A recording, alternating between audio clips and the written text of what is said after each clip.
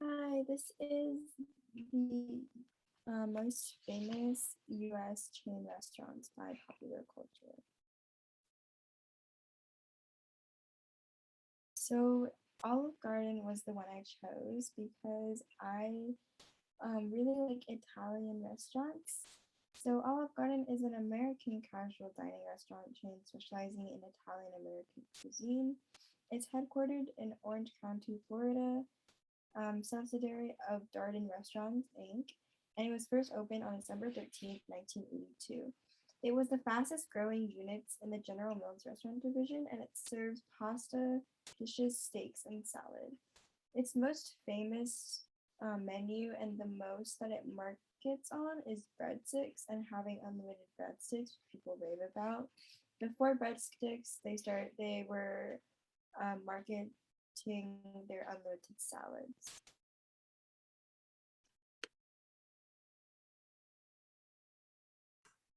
So I'm gonna talk about Panera Bread. I'm sorry. So the Panera Bread is a bakery, cafe, fast casual restaurants. It is also ranked number one by Health magazine for offering customers the healthiest choices across its menu at all times of the day. Sorry, it's a little bit noisy here. Give me a second.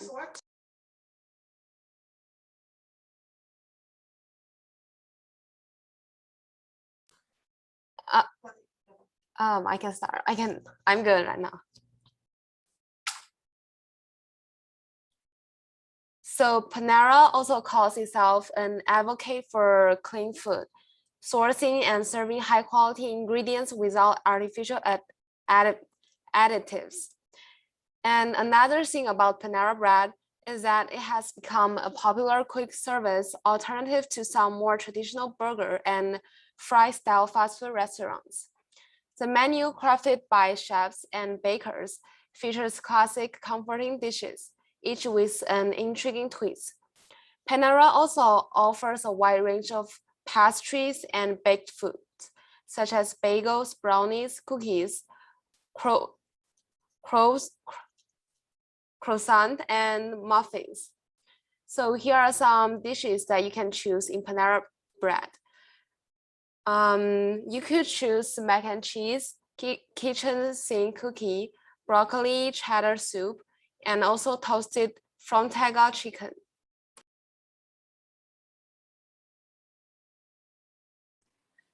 PF Chang's is a China bistro and an American-based Asian-themed casual dining restaurant chain founded in 1993 by Paul Fleming and Philip Chiang, and they got their name or their inspiration for the restaurant, and they also wanted to include their names in both of them, which is why it's named PF Chang's. Its Centerbridge partners owned and operated Chang's until acquired by the private equity firm True Artisan Capital Advisors on March 2nd, 2019. It's an Asian restaurant concept founded on making food from scratch every day in everyday restaurants. It stretches across Asia with diverse culturally inspired recipes, and in the menu, it offers a variety of Asian and Chinese food dishes such as hand-rolled sushi and traditional Chinese dim sum. Some of their signature dishes include chicken lettuce wraps, chicken pad thai, signature lo mian, which is also noodles, fried rice, Mongolian beef, spicy chicken and pork and shrimp dumplings. And PF Chang's is estimated to be around $1.1 billion. And as you can see, I included some pictures where you can look at they have sushi, they also have the chicken, and yeah.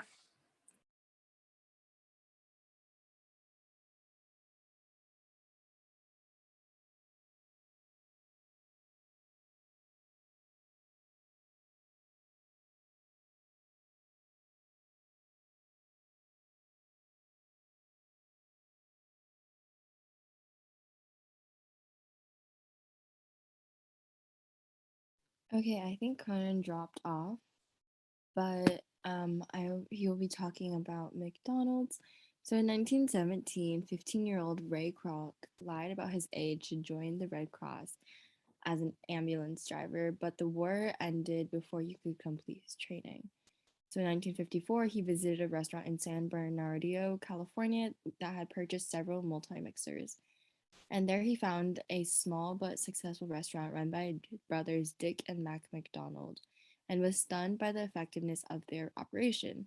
So the McDonald's brothers produced a limited menu concentrated on just a few items: burgers, fries, and beverages, which allowed them to focus on quality and quick service. In 1955, he founded McDonald's System Inc., a predecessor of the McDonald's Corporation, and 6 years later brought the exclusive rights to the McDonald's name and operating system. By 1958, McDonald's had sold its 100 million hamburger.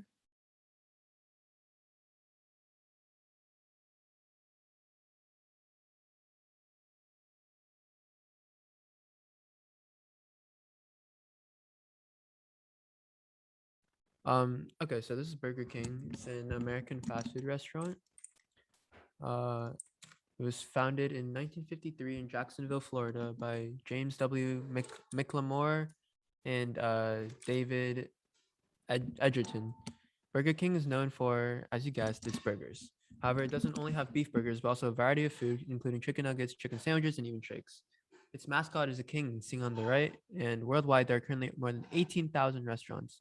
It's the second largest hamburger restaurant in the world, only after McDonald's, and is still growing every day.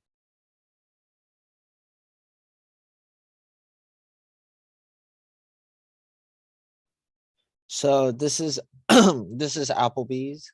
It started in 1980s in Atlanta, Georgia, and it's a casual dining with a grill and a bar, and it has over 1,500 restaurants over the U.S. Its current is in Glendale, California. It serves salad, chicken, pasta, burgers, and ribs.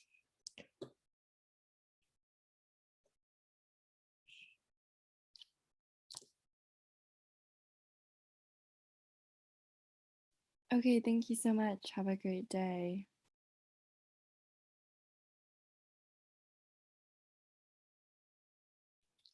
Thank you. Thank you so much, Pop Culture Group. Wait 5 more minutes for History Group to start.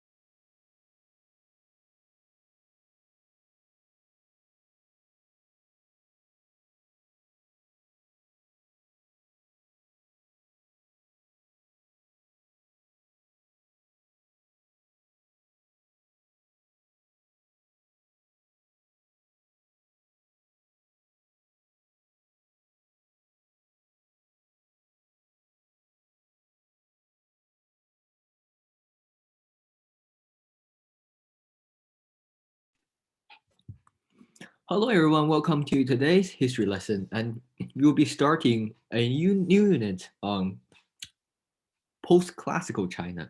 And this is the first lesson in the new unit, and it's about Tang Dynasty. So here's our updated teaching plan. After finishing the Islamic Golden Age, we will now move on to China during basically the Middle Ages.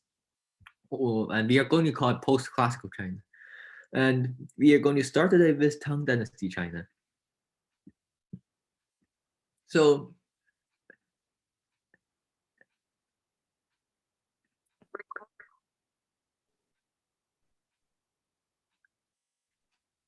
All right, so here's an overview of the Tang Dynasty. So first, it lasts between 618 to 906 907 AD, and its capital was Chang'an. It's now Xi'an. And it followed the Sui dynasty. And Tang Dynasty is a unified dynasty, which means it ended sort of divided like the period where the whole territory was divided by and the dynasty was and the whole territory was sort of in war.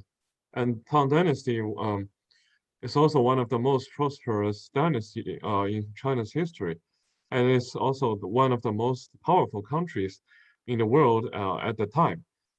It was established by Li Yuan. It is also called Emperor Gaozu, and then Li Yuan was followed by Li Shiming. It's called Emperor Taizong. Um, who is the second son who took the throne. Um, and then we'll introduce some famous period of the Tang Dynasty. The first is the rule of Zheng Guan, and the second is the rule of Wu Hou, which is the most famous female emperor in Chinese history. And then the flourishing Kaiyuan reign period. So Oh. you can go. Okay, thank you. Introduction to the Tang Dynasty. The Tang Dynasty ruled China from 618 to 907 AD, which is a period of roughly 300 years. It followed the short-lived Sui Dynasty, which lasted only about 30 years. And the Tang's dynasty's successful government was based on that of the Sui, and it really helped to create a golden age of art and culture. The founder of the Tang Dynasty, first emperor were Li Yuan and Emperor Gaozu, who ruled from 618 to 626. He had been an official in the Sui dynasty, and by 624, he conquered most of China. He was a very competent administrator and established the basic institutions of the Tang state. And also, because the land was very bankrupt, the administration was kept small, simple, and cheap, which raised Gaozu's popularity. And this also helped to create a large number of small estates instead of large estates. And this helped to unify the country, much in the same way that the Qin had done originally so long ago.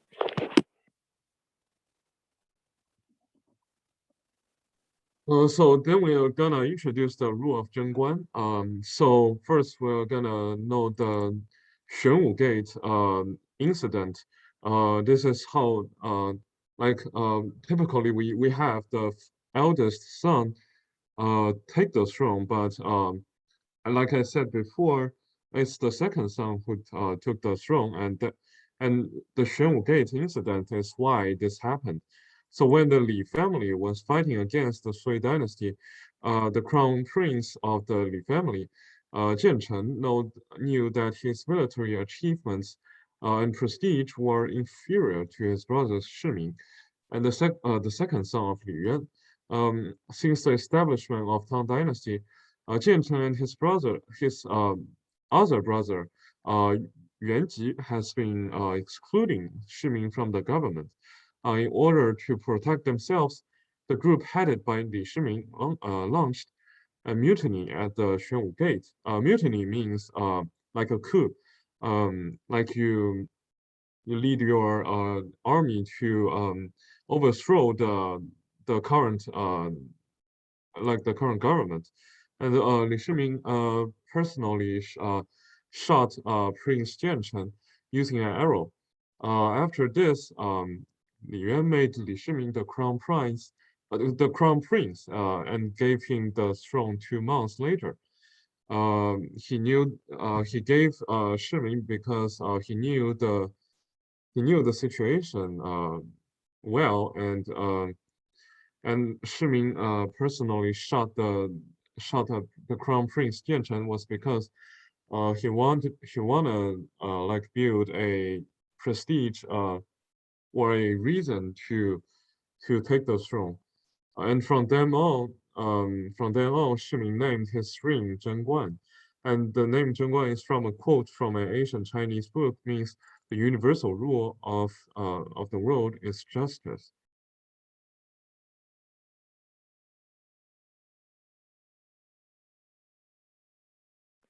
All right. So the rule of Taizong is one that is very famous in China, and Li Shimin was the second Tang emperor, and he succeeded to the throne in 626.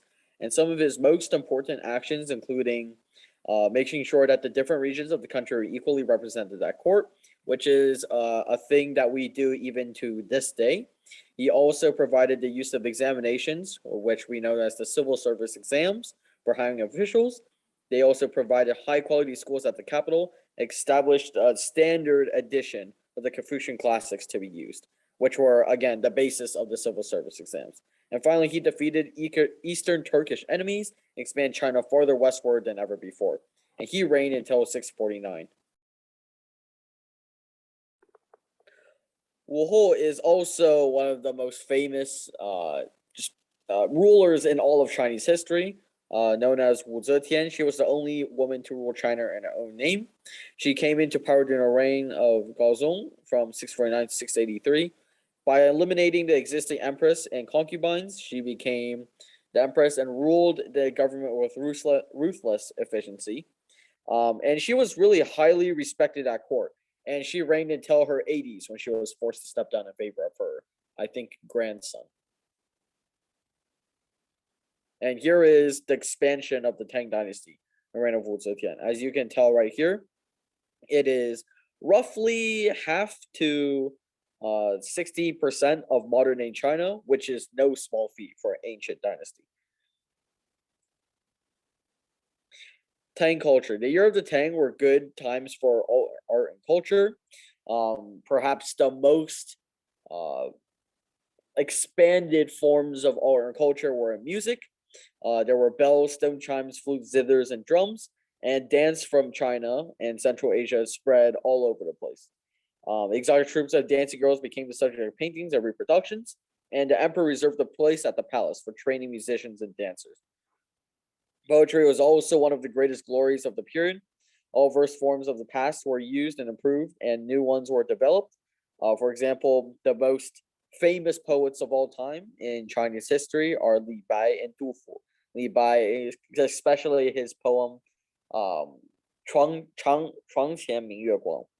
Finally, painting played a major role in the culture of the era, and painters are important court figures. One of the Tang ministers of state, Yan Li Ben, is better known as a painter than a statesman, but he was also particularly renowned for being able to administer. A new freedom with brushwork developed to provide a wider range of texture and tone, and religious painters, especially Buddhist and Zen painters, brought farther freedom with the brush to religious painting. Here we have two very different artifacts. One on the left side is a vase, which was stone with a 3-colored glaze, which was unique to China in this period. On the second artifact to the right side is a bronze mirror from the Tang Dynasty, and it shows the Feng Huang chasing itself on the floral scrolls. However, all dynasties must decline, and the Tang Dynasty declined around the 9th century, where the government grew weaker and rebellions returned. And the reason why was because as Xuezong restored the aristocracy, the problem was widespread rebellion broke out because the common people didn't like the aristocracy. And by 1818, even though Emperor Xuanzong had restored the authority of the empire, it would not last until the 9th century. So speaking of um, the interaction between the China and the other countries, um, we cannot we have to talk about the Kantoshi in Tang Dynasty, which so during the Tang Dynasty it was so prosperous, so it attracted envoys from the other East Asian countries, and during which the China's influence to Japan was the greatest, and the interaction between China and Japan was the most famous in the Tang's history. Um, so envoys means the sort of like ambassadors or like people from the other countries to communicate with this country's people.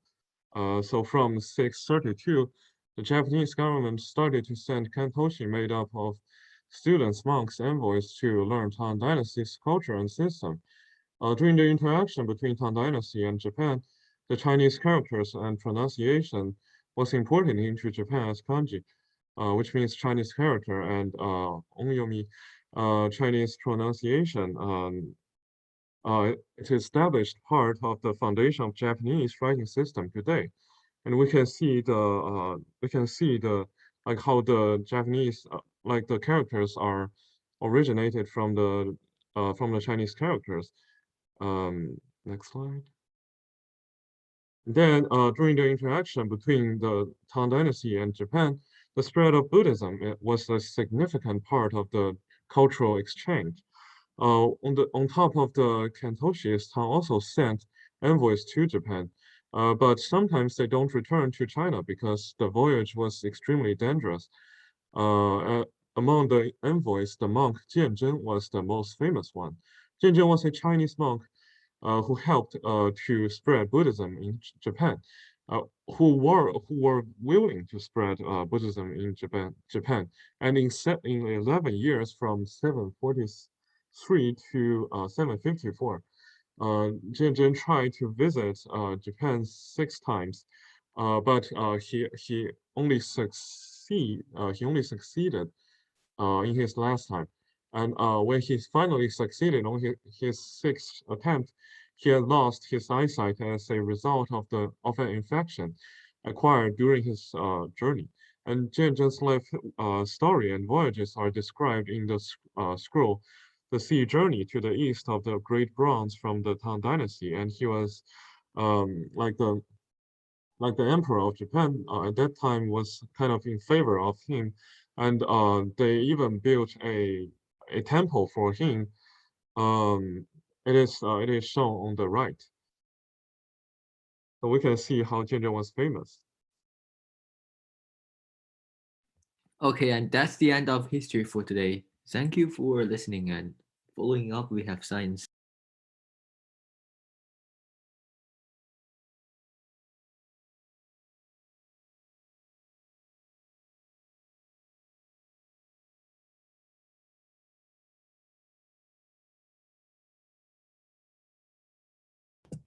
Thank you, history group, science group. We'll teach physics today.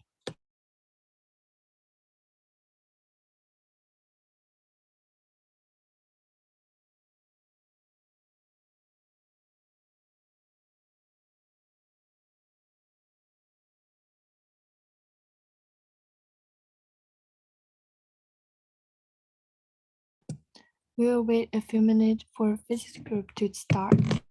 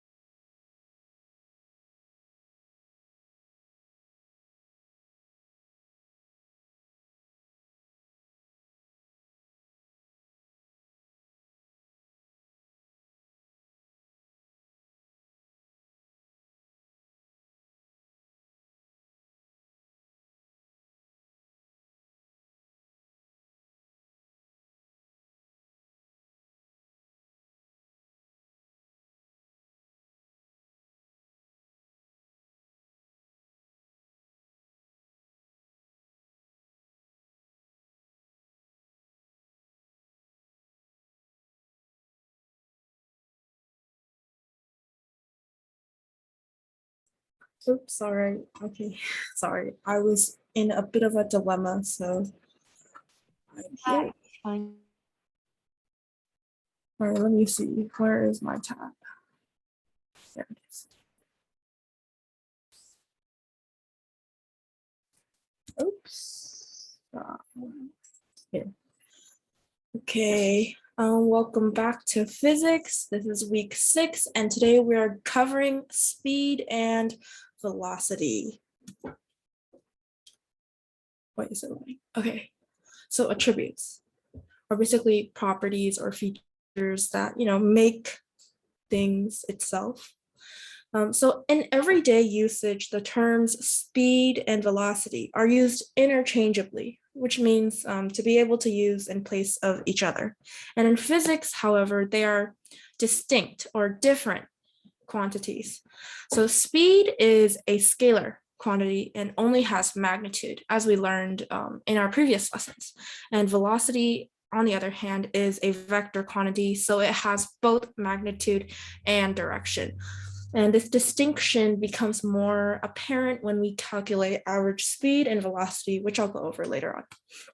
So in this image that I have in the right, this graphic really shows well how speed is really about just the magnitude of this car. So say like 25 miles per hour, this car is traveling this amount fast, right? And velocity is the speed is in a given direction. So not only are we adding on to the speed of 25 miles per hour, but we're giving it a direction, like say east, right?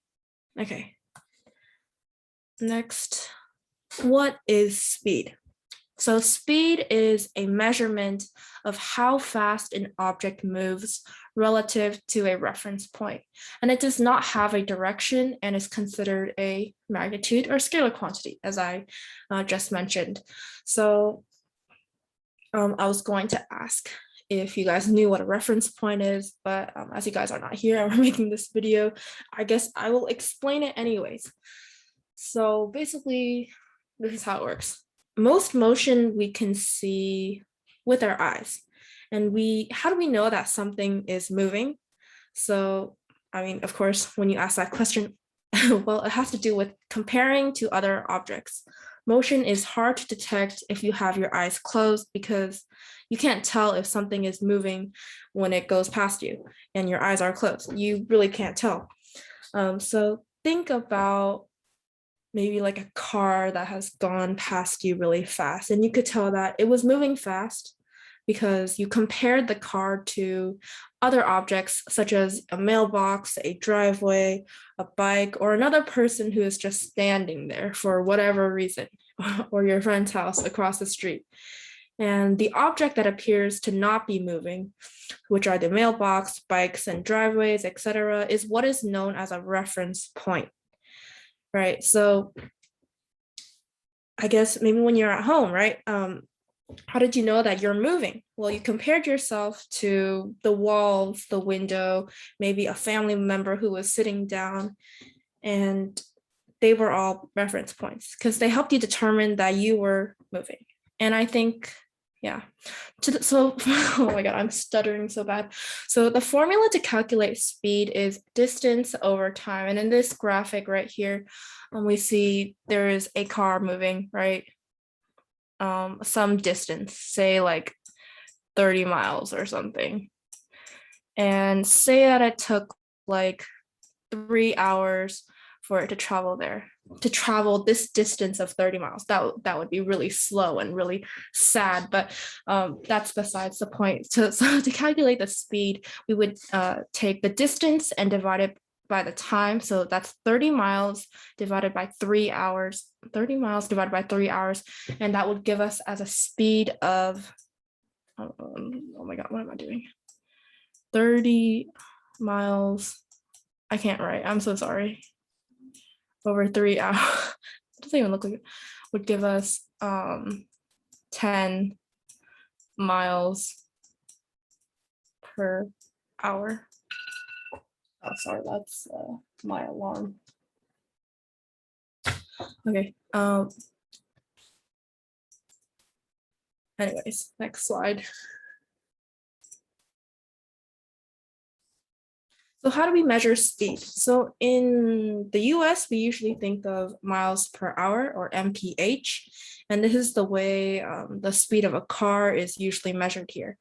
But for science and physics, or the metric system, which is what you guys use in Nepal as well, I think, the standard unit of measure is meters per second, or m/s, same thing. So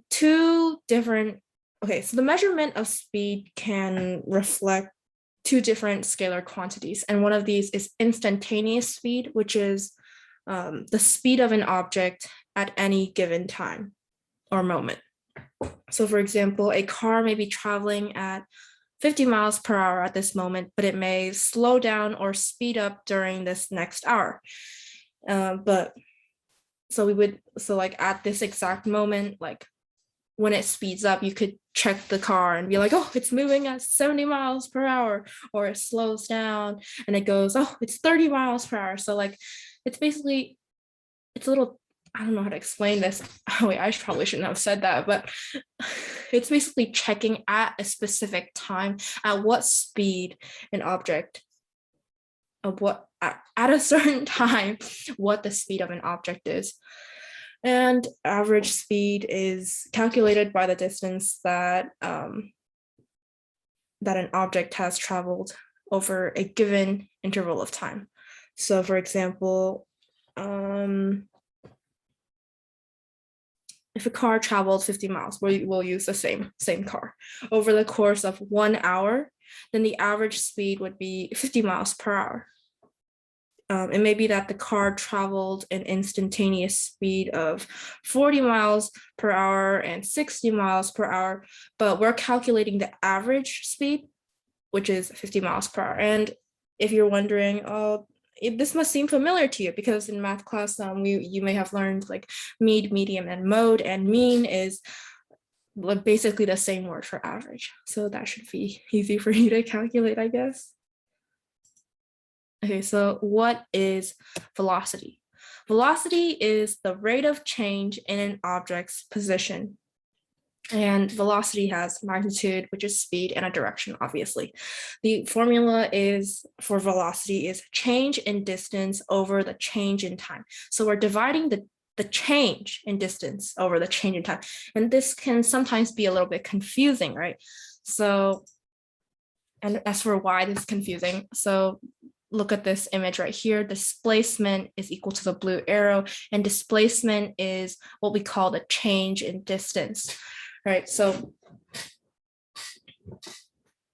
let me explain this graphic. So you are at home and you want to go to school, but it takes you this route, this weird wonky route that makes you go onto the highway or into the city to the bakery to get your breakfast, and then you swerve around to go to school. And this is your daily path. And we call this the entire distance that it takes from one place to your second place. We call this your distance. But that is different from change in distance. So because change in distance is, we don't care about whatever swirly route you take to go to school. We don't count all of that. In fact, we only count the distance from home to school, and we calculate this exact difference, or the most precise measurement from one point to another. And in this case, yes, displacement is this blue arrow. It's the shortest path from home to school. And this also goes a different way. So like if we were to find the change or the velocity of you going from home to school, and then from school to home, do you know what your velocity would be? It would actually be 0. And if this makes you confused, I'll explain why. Because you're traveling from home to school, and this is, I don't know, like 3 miles or something.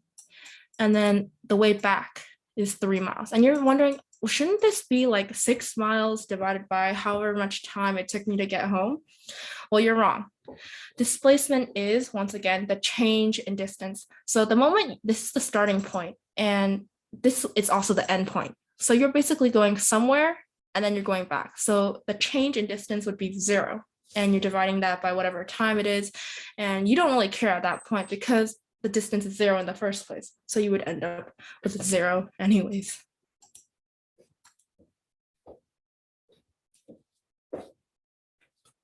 Do I talk a lot? I feel like I do. Anyways, why can't I go to the next one? Oh, okay.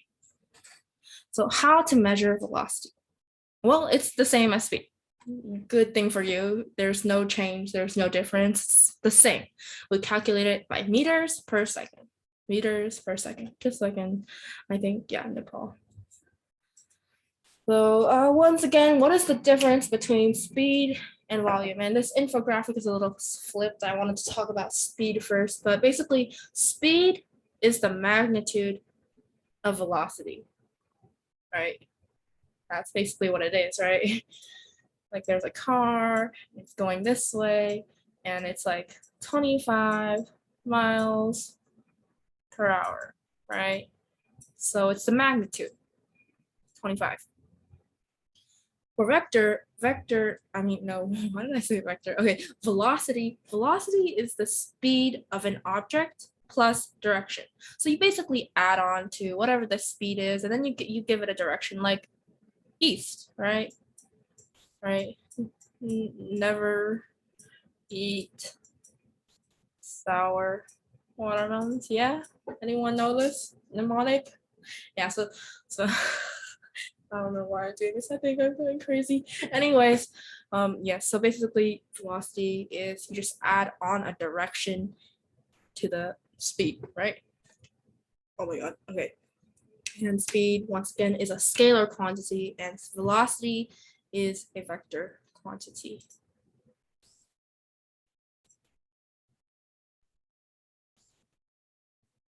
Hello. Okay, next is speed of light. And the fastest possible speed in the universe is the speed of light. Wow, that is truly amazing. I remember being extremely astonished when I heard the number because I didn't know what the fastest possible speed could be. And it is 299,792,458 meters per second. I don't even have that much money in my bank account, but I wish I did. When in physics, this number is represented by the letter C, lowercase c, for whatever reason. And that is an interesting fact I thought I needed to tell you guys. All right, a 3-question quiz time to see how much you retain from what I just blabbered on and on about. Question number 1, and ignore this number, it's irrelevant, okay? So what is the unit of measurement used in physics for speed?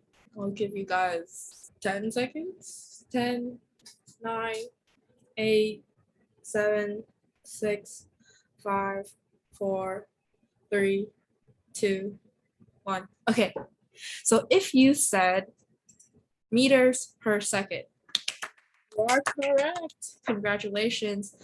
Yes, so for both speed and velocity, we use meters per second. Yeah. Question number 2. Ignore the number again. So complete the formula. Speed is equal to what over time? What is the blank? I'll give you guys another 10 seconds. 10, 9, 8, 7, 6, 5, 4, 3, 2, 1. Well, if you said distance,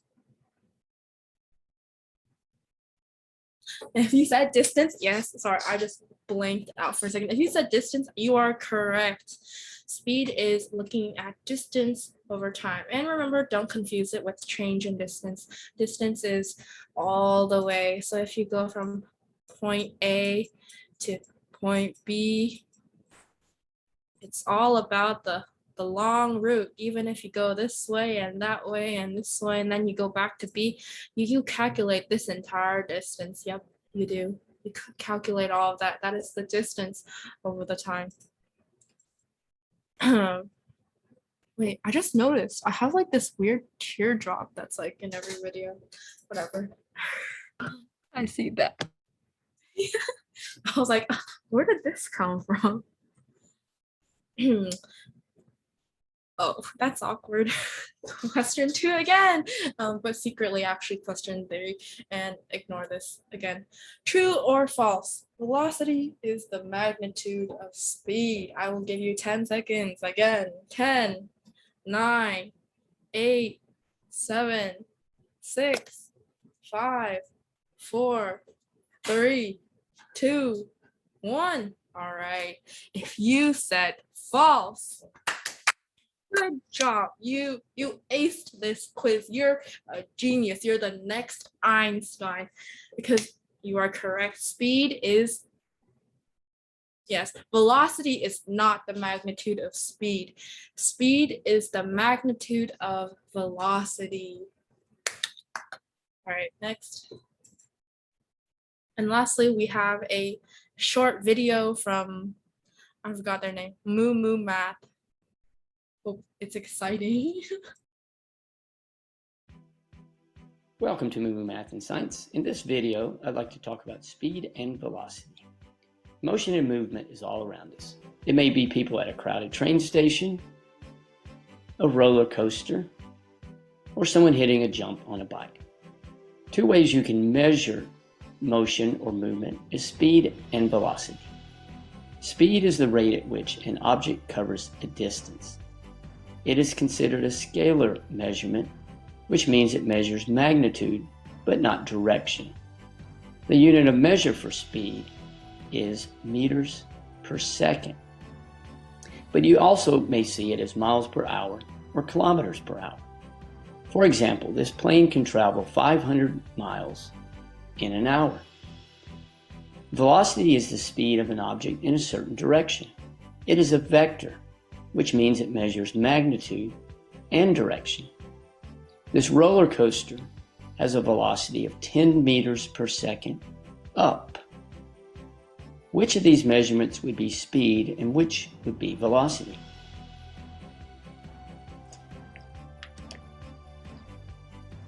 You can use the formula distance divided by time to calculate speed and velocity.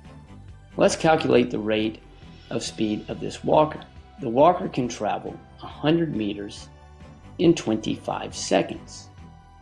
Be 100 divided by 25, or 4 meters per second. This train travels west at 100 miles, and it takes the train 2 hours. What's the velocity? Here it is worked out. So there we go, velocity and speed. Speed, the measure of the rate at which something travels distance over time, and velocity is the speed of an object in a particular direction. Thanks for watching, and Moo Moo Math uploads a new math and science video every day. Please subscribe and share.